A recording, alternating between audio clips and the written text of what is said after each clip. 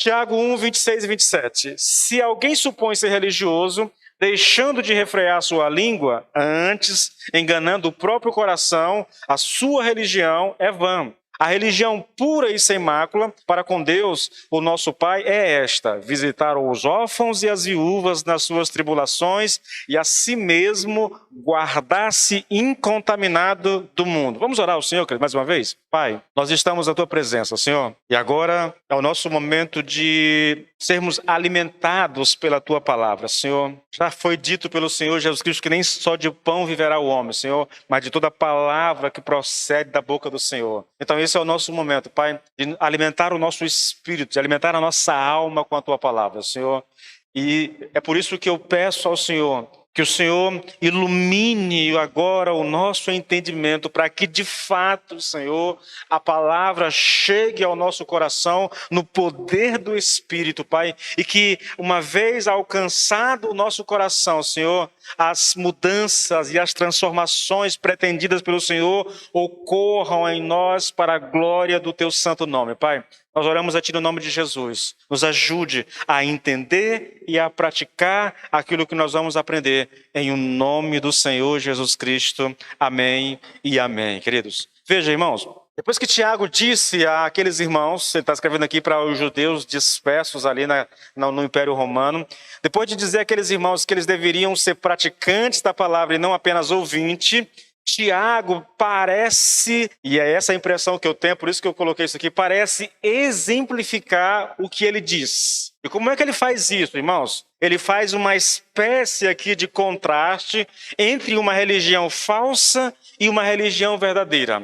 A religião daquele que é só ouvinte da palavra é vã, ele diz, é falsa, pois ela não tem poder nem para controlar a língua dos seus fiéis. E provavelmente, a depender do capítulo 3 de Tiago, nem mesmo dos seus mestres, porque o capítulo 3 ele foi escrito a princípio para os mestres, para aqueles que queriam ser pregadores, ensinadores da palavra de Deus, entende? Então, a religião aqui, essa religião falsa do ouvinte não praticante, ela não tem poder para controlar a língua, nem mesmo dos seus mestres, dos seus pastores, né? Já a religião daqueles que são praticantes da palavra é uma religião verdadeira que ama a Deus e ao seu próximo, e ela faz isso, querido, ajudando a quem precisa e vivendo uma vida santa diante de Deus. Tudo isso aqui, querido, está nesses versículos aqui, 26 e 27, entendeu? Ao que tudo indica aqui, irmãos, Tiago usa como exemplo nesse contraste entre religião verdadeira e falsa, 3 situações que estavam causando sérios problemas àquelas igrejas. Quais são esses problemas? Primeiro, a falta de controle da língua, está no versículo 26, tá? Nós vamos começar a estudar isso aqui, mas a gente vai aprofundar isso quando chegarmos no capítulo 3, porque o capítulo 3 vai tratar disso especificamente, tá bom? A falta de amor ao próximo, ele fala aqui de ajudar as viúvas e os órfãos, né? E a gente vai tratar um pouco disso no capítulo 2, Paulo trata disso. E o mundanismo, né? Ele fala de guardar-se incontaminado do mundo. Ele está falando aqui, a igreja, aqueles irmãos para quem ele está escrevendo, eram irmãos que estavam sendo assediados. E Paulo chega a dizer que aquele que quer ser amigo de Deus, amigo do mundo, se constitui inimigo de Deus. Então, é um problema naquela igreja. 3 problemas sérios, irmãos, que ele vai gastar praticamente 3 capítulos para tratar desses problemas. Capítulo 2, 3 e 4 serão uma abordagem desses problemas que nós vamos ver aqui apenas de maneira introdutória, tá bom? Apenas de maneira introdutória. Bom, eu vou tentar ser rápido na exposição, querido, porque eu preciso do tempo para a ceia, tá? Então, eu vou tentar ver se eu consigo andar para sobrar o tempo para a ceia. Vamos falar da religião falsa? Porque a abordagem de Tiago é exatamente essa, né? A religião falsa, daqueles que são apenas ouvintes e não praticantes, daqueles que não têm domínio sobre a língua, tá bom? Ele diz assim, versículo 26, se alguém supõe, né, ou parece, a palavra supor no grego tem um sentido de parecer, tá? Se alguém supõe ou se alguém parece ser religioso, deixando de refrear a língua, antes enganando o próprio coração, a sua religião é vã. Então, vamos lá, querido. A religião, ou a falsa religião, ela se preocupa mais em parecer religioso do que de fato em ser religioso, tá? E religioso aqui é no bom sentido, tá bom, queridos? Veja, o texto diz, se alguém supõe ser religioso, se alguém parece ser religioso. Irmãos, eu quero que você entenda uma coisa. Essa interpretação que eu vou colocar diante de vocês aqui, eu não vou dizer que ela está 100% correta, ainda que eu possa fazer esse tipo de dedução pela palavra parecer aqui, entendeu? Essa palavra aqui dá esse sentido do que eu vou colocar para vocês aqui, tá bom? Então, essa é uma possível interpretação, querido, que está baseada na palavra parecer, tá bom? E nesse caso, ele está dizendo aqui que o religioso está agindo hipocritamente, fingindo ser aquilo que ele não é. Ele parece ser, ele quer demonstrar ser uma pessoa religiosa, mas ele não é. Então, nesse sentido aqui, a falsa religião, ela te leva para a hipocrisia, tá bom?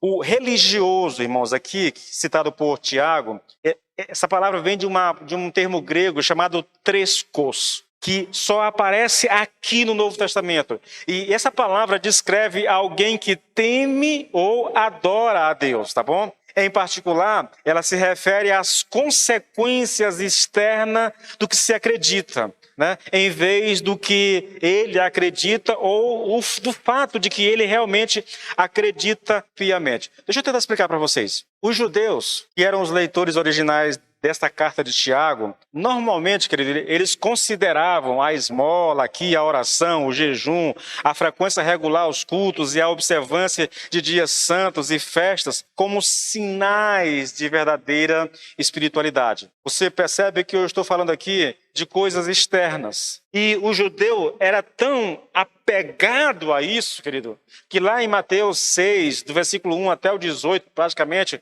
o Senhor Jesus Cristo vai confrontar isso. Ele diz assim, olha, quando você for dar uma esmola para alguém, que a mão direita não saiba o que a esquerda fez, tá? Faça isso na surdina, não saia proclamando como os judeus faziam. Os judeus saíam proclamando a todo mundo aquilo que eles estavam fazendo, entendeu?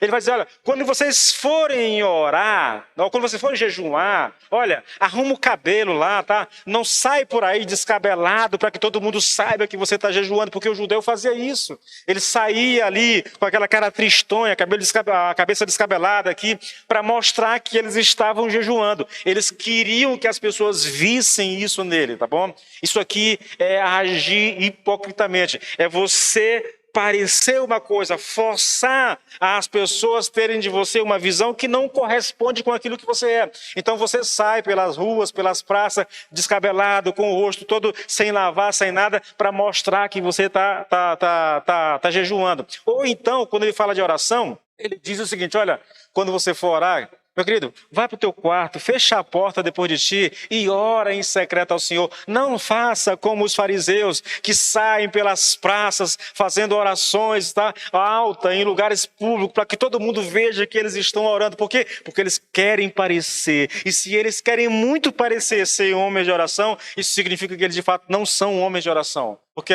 esse é um fato muito interessante, irmãos. Quando nós queremos muito demonstrar que somos alguma coisa, nós estamos mandando uma mensagem, uma mensagem que eu diria subliminar, dizendo que, porque eu quero muito parecer aquilo, e se eu tenho essa necessidade de parecer ser aquilo, isso significa que eu não sou. Quando alguém, irmãos, quer muito mostrar que é espiritual, querido, você pode ter certeza, se ele está se esforçando para parecer ser espiritual, então isso significa que ele não é. Porque se ele fosse, ele não precisaria fazer isso. Sabiam disso? Olha, houve uma época que eu trabalhava num hotel, e é interessante, eu trabalhava com muitos representantes comerciais. E sabe aqueles representantes que estão, eu não sei hoje, mas naquela época representante comercial, principalmente na área de remédios, ganhava até bem, entendeu? Mas sabe aqueles caras que estavam começando no ramo? E porque estavam começando, eles sempre andavam todo... Veja, querido, eu sei que quando você vai tratar de negócio com alguém, você deve se vestir a caráter, entendeu? Você tem que ir de acordo com...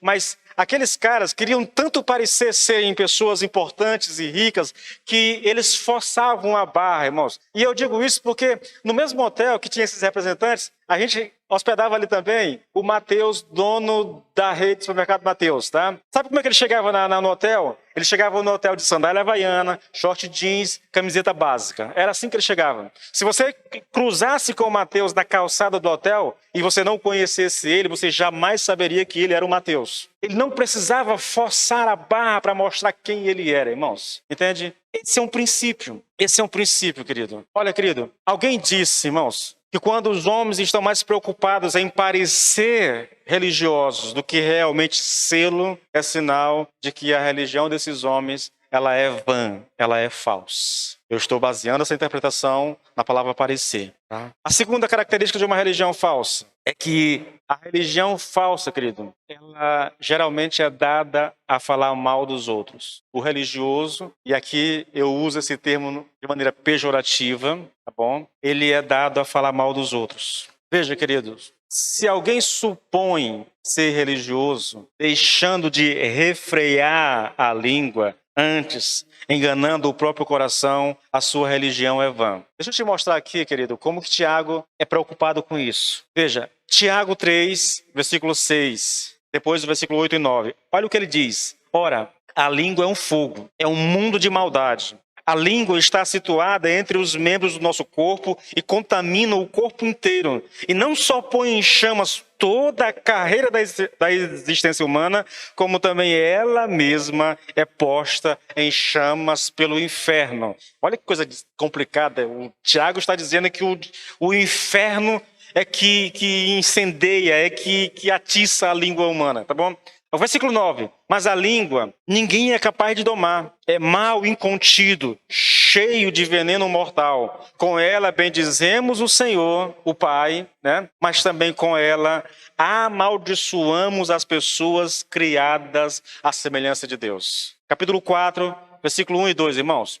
De onde vêm as discussões e brigas em seu meio? Caso não procedem dos prazeres que guerreiam dentro de vocês? Querem o que não têm e até matam para consegui-lo. Invejam o que os outros possuem, lutam e fazem guerra para tomar deles e, no entanto, não têm o que desejam porque não pedem. Esse texto é um texto curioso, querido, porque ele está falando para crente e está exortando esse crente. Então eu não posso entender esse texto de maneira literal, porque ele está dizendo o seguinte, olha, querem o que não têm e até matam para conseguir. O que Tiago está dizendo aqui, querido? Ele está falando aqui, irmãos, de uma linguagem extremamente ferina, entendeu? De gente que está disposta a destruir o seu irmão com o uso da língua, com o poder da língua, entendeu? Falando mal, criticando, depreciando a pessoa, injuriando a pessoa, amaldiçoando a pessoa. É nesse sentido aqui, querido, que ele está falando de matar, tá? Agora, queridos, 5:9. Irmãos, não se queixem uns dos outros para que não sejam julgados, pois vejam, o juiz está à porta. Você percebe muito claramente, querido, no capítulo 1, no capítulo 3, no capítulo 4 e no capítulo 5, há exortações duras a respeito do uso da língua. Do uso da língua. Para Paulo, se a nossa religião não tem o poder de fazer com que o crente controle a sua língua, para Tiago, desculpa, tá bom? Eu vou confundir sempre aqui Paulo com Tiago, né? Eu falo muito de Paulo. Para Tiago, se a minha religião não me dá poder sobre a minha língua, essa religião ela é inútil, ela não tem serventia, irmãos, ela não tem nenhuma validade, entendeu? Ela é falsa. É isso que ele está colocando aqui, irmãos. E ele vai tratar disso de maneira específica e de maneira detalhada nos versículos, no capítulo 3 dessa carta, tá bom?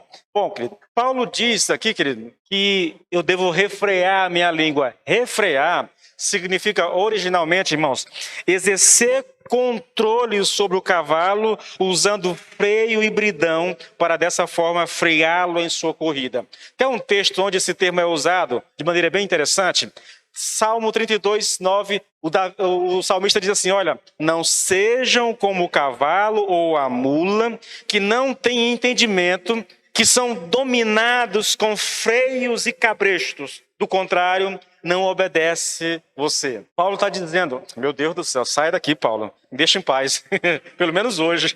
O salmista está dizendo, irmãos, tem pessoas que são como cavalos e mula, sabe? Para você dominar, né? Tem que usar cabresto. Ele está falando aqui, se referindo aqui, querido, a pessoas que não conseguem obedecer ao Senhor, que são teimosos em obedecer ao Senhor, e Deus precisa tratá-los como se trata o cavalo e a mula mesmo. Tem que colocar a rédea curta para que ele ande nos caminhos do Senhor, porque se o Senhor afrouxar a rédea, ele se perde. Tá? É mais ou menos isso aqui que ele está ensinando aqui, querido. A ideia de refrear, querido, é controlar, irmãos. É controlar. Todos esses textos aqui que eu li aqui, querido, capítulo 3, 4 e 5, apontam para o fato de que numa falsa religião, querido, há muita censura, injúria e depreciação dos outros. Bom, eu não estou dizendo que isso não ocorra entre cristãos verdadeiros, irmãos, porém imaturos, pois parece ser esse o problema tratado por Tiago. Tiago está falando para crente que está com problema, era um dos problemas sérios daquelas igrejas, entendeu? O falar, e o falar mal, a briga entre os irmãos, a confusão entre pessoas, a falta de controle, entendeu? Na hora de se expressar, querido. Olha, irmãos, entenda uma coisa, querido. O não refrear a língua aqui significa principalmente, querido, não se abster desses males da língua. Escute isso aqui, olha. Quando ouvimos pessoas dispostas a falar da falta dos outros, ou a censurá-las por cometerem erros escandalosos, ou a diminuir a sabedoria e a piedade daqueles que os cercam, para que eles mesmos pareçam mais sábios e melhores, isso é um sinal de que eles têm apenas uma religião vã. O homem que tem uma língua depreciativa não pode ter um coração gracioso e humilde. Aquele que se deleita em ferir o seu próximo, em vão finge amar a Deus. Tiago está dizendo que são duas coisas completamente antagônicas. Um crente que fala demais. Veja, irmãos, aqui a ideia não é falar demais. Não é só isso. É lógico que isso é um problema. Se você ler Provérbios, você vai ver. Alguém diz que quem fala demais dá bom dia para burro, né?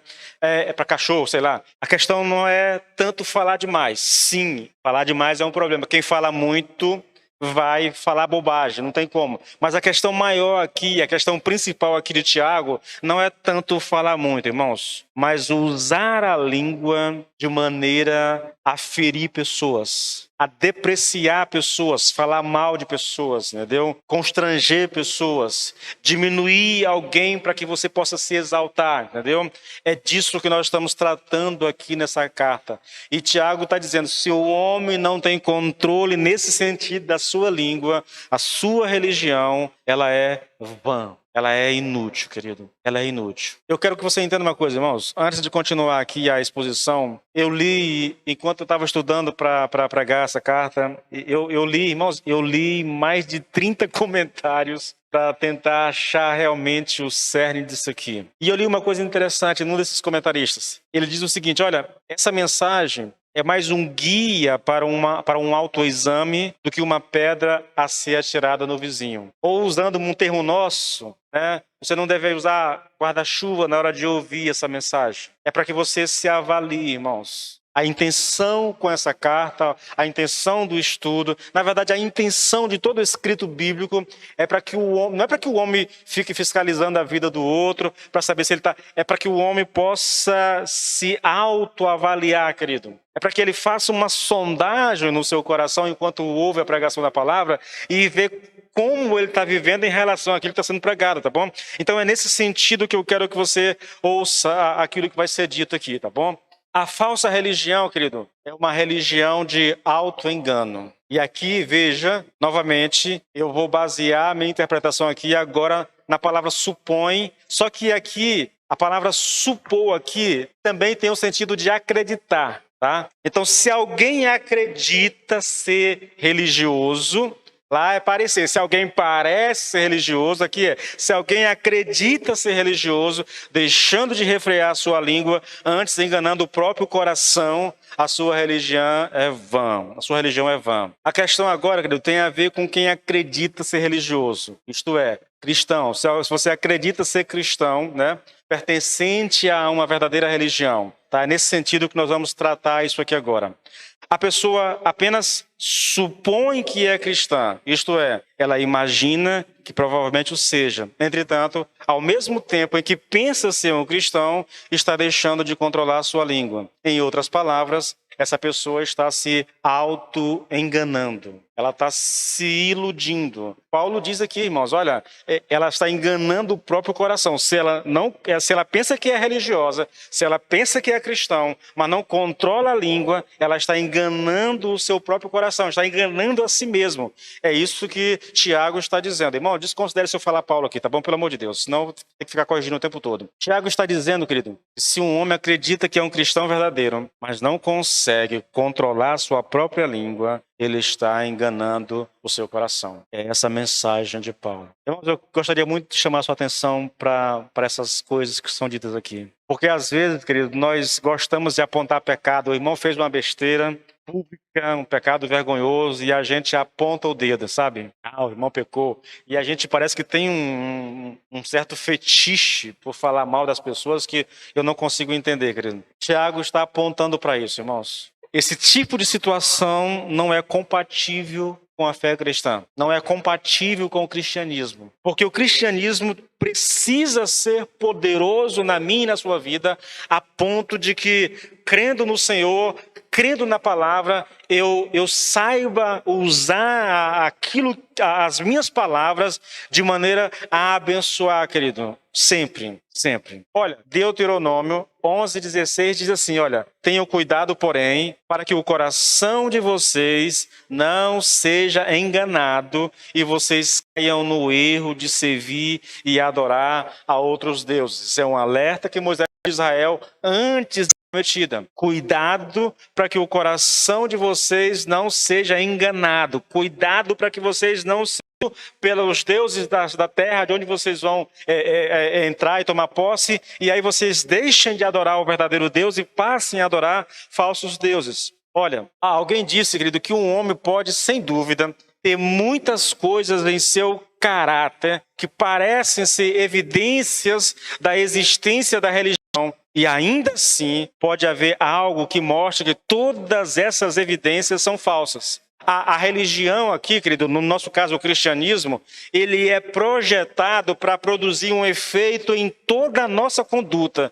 E se há alguma coisa em relação à qual o cristianismo não coloca sob controle, essa coisa pode mostrar que todas as outras aparências de piedade são inúteis. Nós estamos falando aqui, querido, não de atos, mas de prática. Pode ser, querido, e eu vou falar disso daqui a pouquinho. Deixa eu adiantar, eu faço um comentário, tá bom? Veja só, alguém pode ser muito assíduo às programações da igreja, pode ser batizado, participar da mesa do Senhor, pode ser um ofertante, um dizimista, pode até ser um adorador que canta, que toca, ou um pregador, e ainda assim não controlar a sua língua. Tiago diz que, a despeito de todas essas boas características desse homem, o fato de não refrear a sua língua aponta para a religião dele que é falsa. Escute, querido, escute. Eu posso ter muitas virtudes na minha vida. Eu posso ser um homem honesto até. Eu posso ser um cara fiel ao Senhor nas minhas contribuições. Eu posso até estar envolvido em ministérios dentro da igreja, entendeu? Mas se a língua, ou se alguma outra área da minha vida não está sob o controle do cristianismo, da minha fé, então aquela área que não está sob o controle da minha fé, ela pode desqualificar tudo mais. Deixa eu tentar colocar isso para você da seguinte forma. Eu posso ser um pregador da palavra, dedicado, me esmerar em fazer isso aqui bem feito, mas se a minha língua, querido, não demonstrar que de fato eu sou um cristão, se eu uso a minha língua para ferir, se eu uso a minha língua para depreciar, se isso é uma prática recorrente na minha vida, então o fato de ser pregador, o fato de cantar, de tocar, o fato de essas coisas não me habilitam a dizer que a minha religião ela é verdadeira. Você entende isso? Irmãos, eu gostaria muito que isso ficasse claro para nós, querido. Muito claro para nós. Tiago vai dizer, se eu obedecer todos os mandamentos da lei de Deus, mas quebrar um dele, eu sou culpado de todos os outros. Quando Tiago diz isso, a gente entra aqui numa discussão. Ele está falando aqui dos 10 mandamentos? Se for, a ideia é a seguinte, há 10 mandamentos, você obedece 9, mas quebrou um. Então, por que você quebrou um, você é culpado dos outros também. Ou se você estiver pensando aqui em toda a lei mosaica dada ao povo de Israel, a lei cerimonial, a lei social, essa lei moral, que somam 613 itens, tá? Então, se você pensar nisso, imagine que alguém seja capaz de obedecer 612 itens, mas num ele falhou. Tiago diz, porque você falhou num, você é culpado de ter quebrado todos os outros. Eu acho que é esse o sentido aqui, querido, que deve ser levado em consideração quando eu digo coisas como essas, tá bom? Não basta, irmãos, ter algumas áreas que vão bem. Se alguma área da minha vida não é coberta pelo meu cristianismo, pela minha religião, ou seja, se a minha religião não exerce controle naquela área, então, e aquela área é uma área que me torna alguém pecaminoso, então tudo mais perde o valor, querido. Quando eu digo isso, irmãos, eu tenho consciência, querido, de que o cristianismo, né, ou a fé cristã, ela tem esse poder, irmãos. Ela tem esse poder. O Senhor diz na sua palavra, de muitas maneiras, assim, que a nossa fé, ela nos habilita a andar retamente diante do Senhor. Eu não estou falando aqui de falhas, irmãos, de atos pecaminosos. Eu estou falando de práticas pecaminosas, entendeu? Uma coisa é um ato, a outra coisa é uma prática. E são coisas completamente diferentes. Então, aqui nós não estamos tratando de atos, entendeu? Uma coisa é eu mentir, irmãos. Outra coisa é eu mentir e faço da mentira um estilo de vida. Sou até conhecido. O irmão ali não é muito de confiança não, tá? Não confio muito no que ele diz não, porque ele gosta de mentir. Querido, se você é conhecido dessa forma, irmãos, então você está lascado. Não tem credibilidade, entendeu? Uma coisa é o ato, a outra coisa é a prática disso, tá? Outra coisa é a prática. Olha que coisa interessante, irmãos, falando de auto-engano.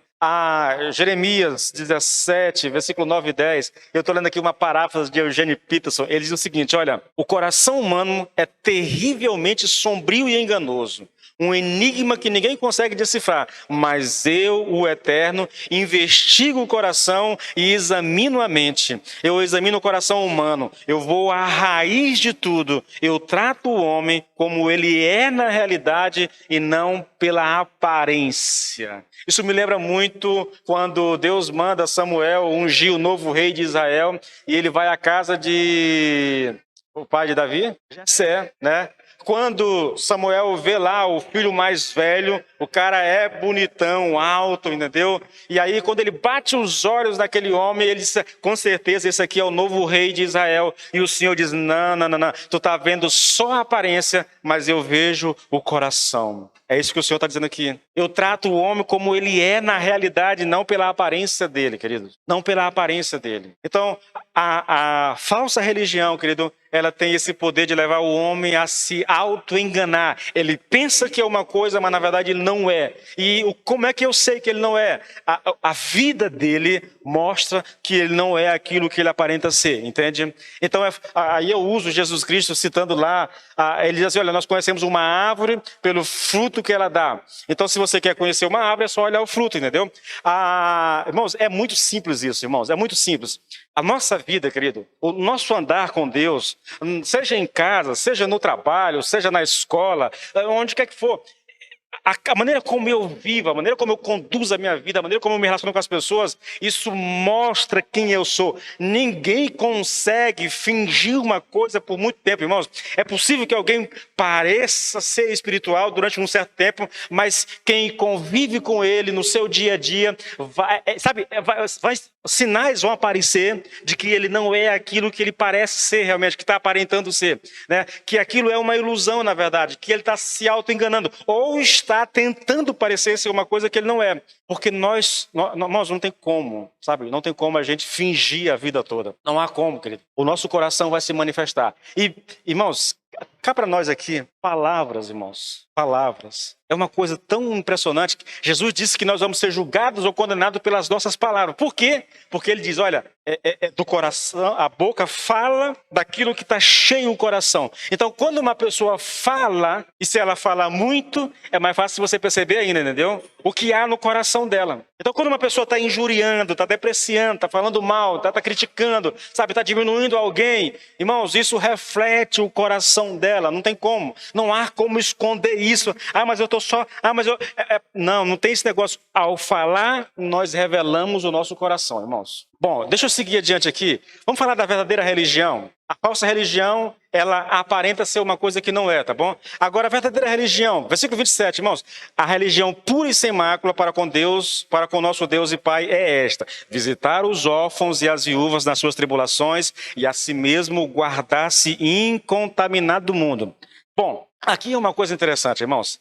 A palavra aqui que ele usa para religião, a religião pura e sem mácula, religião aqui vem do grego treskeia. É a mesma lá, lembra lá, religioso é tresco, aqui é treskeia. Ela significa adoração religiosa e essa adoração consiste em cerimônias, tá bom? Então, ele não está falando aqui, querido, quando a gente pensa assim, a religião, o cristianismo é uma religião. Quando eu penso no cristianismo como uma religião, eu penso no cristianismo como um corpo de doutrinas, entendeu?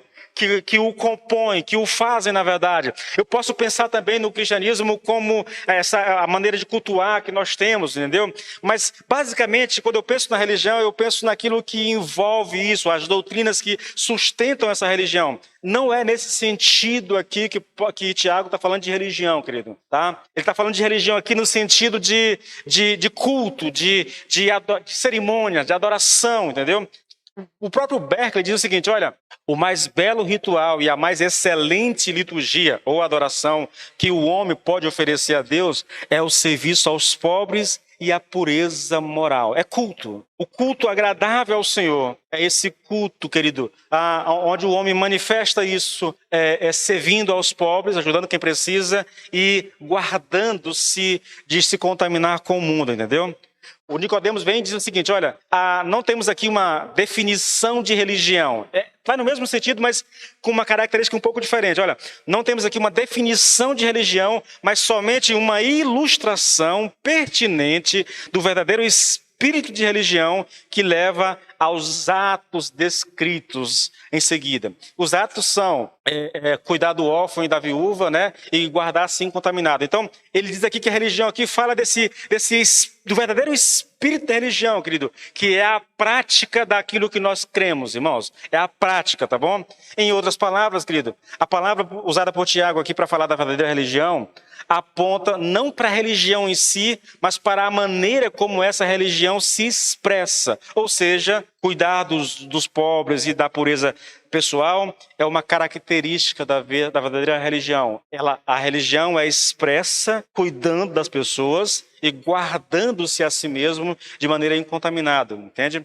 A prática daquilo que eu faço mostra que, de fato, eu sou um cristão. A maneira como eu vivo a minha vida, e aqui você tem que levar em consideração, querido, que há um contexto para Tiago citar essas duas coisas aqui, tá bom? Nós vamos falar disso daqui a pouquinho. Ele cita duas coisas, cuidar dos órfãos e das viúvas e guardar a si mesmo incontaminado. Bom, para facilitar aqui a nossa compreensão do texto, eu vou me referir a essa expressão de religião, da religião aqui, como sendo religião verdadeira, tá bom? E eu faço isso porque Deus diz que essa é a religião verdadeira, a que cuida dos pobres e a que cuida da pureza pessoal. Então vamos lá. A religião verdadeira, ela é, primeiro, pura e sem mácula. É isso que o Tiago diz. Olha só, o texto, irmãos. A religião pura e sem mácula, né, para com o nosso Deus, ela tem que ser pura, irmãos. A religião não pode ser, e isso aqui é um fato interessante. Primeiro porque puro significa algo que não está sujo, nem misturado, tá bom? E mácula significa sem mancha, ou não contaminado. Aí o Nicodemos diz assim, olha, Tiago qualifica a verdadeira adoração como pura, né? Isto é, sem a adição de qualquer coisa que a contamine em contraste com a religião vã, que mistura verdade e erro. Sim, a falsa religião, ela caminha dessa maneira. Há verdade nela? Há. Mas é uma verdade misturada com o erro, entende? Então é uma religião contaminada. Ela não é pura e ela não é imaculada, né? Ela tem mácula, na verdade, entendeu? Ela tem mácula. Ela está manchada. Tem verdade nela? Tem, mas também tem erro nela, entendeu? O homem está ali vivendo para Deus, ele está ali, usando aqui o texto de Tiago, ele está vivendo para o Senhor, ele manifesta piedade, ele vai à igreja, ele cultua o Senhor, né? E talvez até esteja envolvido com alguma obra do Senhor, mas a língua dele não está debaixo do controle da sua religião. E a língua está manchando as outras coisas que ele está fazendo para o Senhor. Entende? Segunda coisa, a religião verdadeira cuida das viúvas e dos órfãos, irmãos. Olha que texto interessante, irmãos. Veja, a religião pura e sem mácula para o nosso Deus e Pai é esta: visitar os órfãos e as viúvas nas suas tribulações. Eu vou ler um texto até longo, irmãos, tentando apresentar para ti um pouco do contexto de Tiago, para que você entenda por que ele usa essa expressão aqui, tá bom? Órfãos e viúvas são frequentemente mencionados nas preocupações da igreja primitiva, porque eles eram os mais, obviamente, pobres na Israel do século I. As viúvas, por não terem acesso às heranças na sociedade judaica, estavam praticamente à margem da sociedade. Por esta razão, Paulo teve que organizar um procedimento completo a respeito das viúvas em suas próprias igrejas, como se vê em 1 Timóteo 5. Eu vou ler só 2 versículos desse texto mais tarde, tá bom? As viúvas não podiam ter empregos e as suas heranças iam para os seus filhos primogênitos. Era de se esperar que as viúvas fossem sustentadas pelas suas próprias famílias, de modo que os judeus as deixavam com pouquíssimo sustento econômico. A menos que um membro da família estivesse disposto a cuidar delas, elas se viam reduzidas a mendigar, a se venderem como escravas ou passar fome. Ao cuidar destas pessoas desamparadas, a igreja colocava em prática a palavra de Deus. Quando doamos sem esperança de receber algo em troca, nós mostramos o que significa servir aos outros. Isso aqui é um comentário bíblico do Novo Testamento, né, de aplicação pessoal. Eu peguei esse comentário lá. Então, veja, irmãos, viúvas e órfãos, se você pegar irmãos, é interessante, pegue o Velho Testamento e você vai ver a preocupação de Deus, como ela é recorrente com esse público, órfãos e viúvas, órfãos e viúvas. E o motivo é esse aqui, querido, entendeu? A viúva não tinha herança. A herança do marido é para o filho mais velho. Se houvesse algum tipo de... E lembre-se, entendeu? O homem nem sempre tinha uma só mulher, né? Havia homens com 2, com 3, com 4, sei lá, com 5 mulheres. Veja só, vou dar um exemplo para você do que eu estou colocando aqui, para você tentar entender o que eu estou colocando. Imagine o seguinte, vamos pegar o caso de Jacó. Ele teve 4 esposas. Com essas 4 esposas, ele teve 12 filhos. A herança dele é para o mais velho. Se eu não me engano, é Rúben, o mais velho. Rúben é filho de Lia. Então imagine que Jacó morresse, a herança ficasse com Rúben, mas por causa da confusão entre Lia e Raquel, ele não quisesse ajudar Raquel e a concubina dele lá, a outra concubina, a serva de Raquel. Então essas mulheres ficariam desamparadas, porque o dinheiro de Jacó a herança de Jacó ficaria para Rúben, entendeu? E as outras mulheres de Jacó não teriam acesso a isso, a não ser Lia, porque era a mãe de Rúben. As outras não eram mãe de Rúben, então ele poderia muito bem deixá-las para lá, deixá-las de lado e não compartilhar com ela aquilo que ele herdou. É só um exemplo para você entender o contexto disso aqui, irmãos, tá bom? Porque a gente precisa ter consciência do contexto do qual o texto é inserido. É esse o contexto, tá bom, querido? É esse o contexto. Bom, aqui, querido, a visita aqui é colocada para todo tipo de alívio que somos capazes de dar aos outros. Agora eu estou contextualizando. No texto diz que é para viúvas e órfãos. Aqui eu estou contextualizando. Então, a visita aqui deve ser colocada para todo tipo de alívio que somos capazes de dar aos outros. E órfãos e viúvas aqui são particularmente mencionados porque geralmente são os mais propensos a serem negligenciados ou oprimidos. Mas por órfãos e viúvas, devemos entender todos os que são objetos apropriados de caridade, todos os que estão em aflição. Então, o desafio da igreja hoje, em pleno século XXI, é propiciar a ajuda a quem precisa, irmãos. Essa é a verdade, é essa a interpretação do texto, é essa a aplicação do texto. Como igreja, nós somos chamados por Deus a ajudar quem precisa. É lógico, eu vou ler o texto daqui a pouco, a preferência deve ser dada aos irmãos. Tá? Paulo vai dizer isso em Gálatas, eu já li o texto com vocês. Mas isso não quer dizer que eu não devo ajudar alguém que está precisando, irmãos. Deveria ser, querido, uma atitude natural entre nós cristãos a ajudar pessoas que estão precisando, passando por tribulações, por lutas.